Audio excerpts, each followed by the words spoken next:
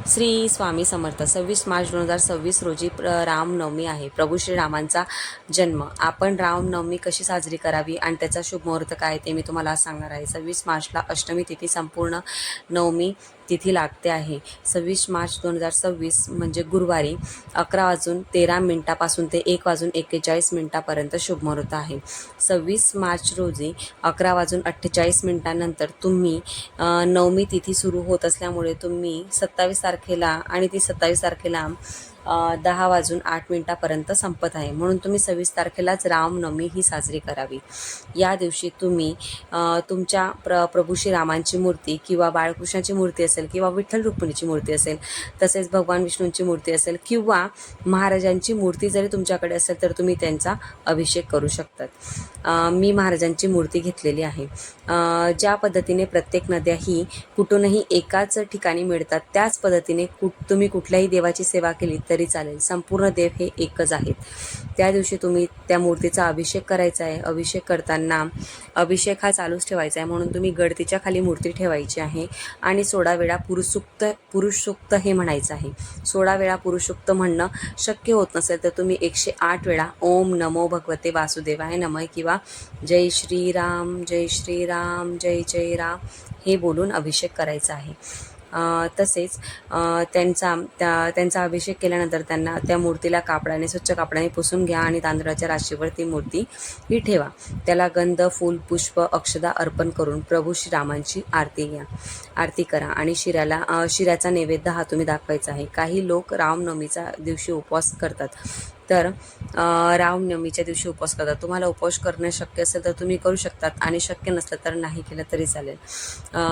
आणि काही मुलं, आपले जे लहान मुलं, काही मुलं असे असतात ते ऐकत नाही, हट्टीपणा करतात, बुद्धीमध्ये त्यांचा विकास होत नाही. अशा मुलांना तुम्ही रामरक्षा पठण करण्यासाठी सांगायचं आहे आणि प्रभू श्रीरामांना आपण आपले सर्व अवयव सदृश ठेवण्यासाठी प्रार्थना करत असतो. लहान मुलांच्या डोक्यावर तुम्ही या दिवशी 3 बोटं ठेवून रामरक्षा म्हणायचं आहे आणि कधीही रामरक्षा म्हटल्यानंतर मारुती स्तोत्र हे म्हणावंच लागतं. त्यानंतर तुम्ही मारुती स्तोत्राचंही पठण करायचं आहे. प्रभू श्रीरामांचं औचित्य आपल्या आयुष्यात खूप महत्त्वाचं आहे. रामांचं चरित्र तुम्हाला माहितीच असेल.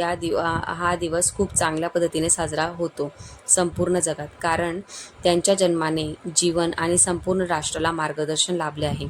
कौटुंबिक, सामाजिक, नैतिक तसेच राजकीय मर्यादेत असून प्रत्येक पुरुष कसा उत्तम बनू शकतो हे आपल्या मर्यादा पुरुषोत्तम म्हणजेच प्रभू श्रीरामांचे जीवनचरित्राहून आपल्याला समजते.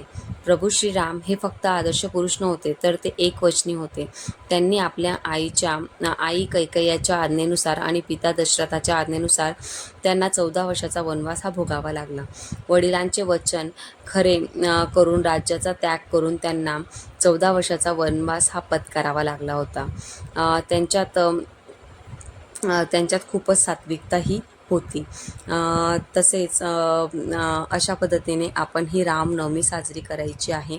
या दिवशी आपल्या मुलांना रामरक्षा स्तोत्राचं पठण नक्की करायला सांगायचं आहे. त्यांना पठण करता येत नसेल तर तुम्ही पठण करा आणि त्यांना जवळ बसवा, म्हणजे त्यांच्या कानावर हे शब्द पडतील.